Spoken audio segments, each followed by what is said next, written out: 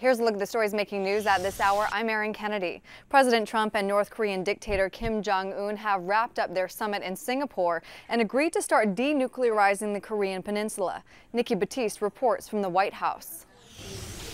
President Trump and Kim Jong-un's historic meeting led to this moment. The letter that we're signing is very comprehensive, and I think both sides are going to be very impressed with the result.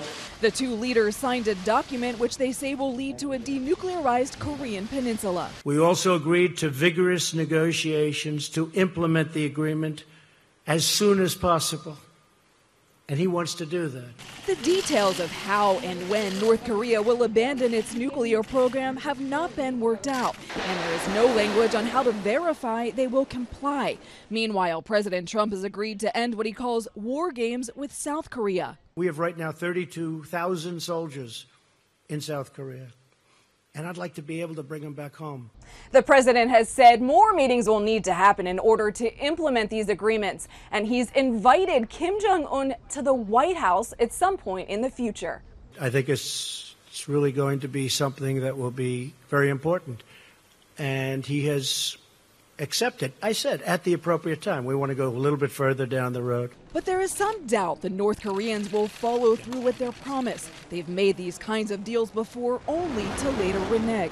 Today is the beginning of an arduous process. Our eyes are wide open, but peace is always worth the effort, especially in this case. Secretary of State Mike Pompeo is now headed to South Korea and China to brief their leaders on the negotiations.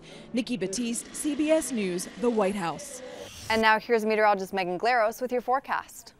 Hey there, everybody. I'm meteorologist Megan Glaros. We're in for a chance of an isolated shower today. Still rather cloudy, but temperature-wise, should be getting up into the 80s today, so a little bit warmer. It'll be a hair cooler near the lakefront still today and tomorrow, but we should be in the 80s all the way through Friday, going up into the 90s for Father's Day weekend. So if Dad wants to do something outdoors, golf or whatever, it's going to be hot and it's going to be sticky both Saturday and Sunday. We are going to have a chance of a few scattered showers and storms moving into Friday and Saturday. So a bit active towards the end of this week, but generally speaking, we should be in the 80s for most of the next several days.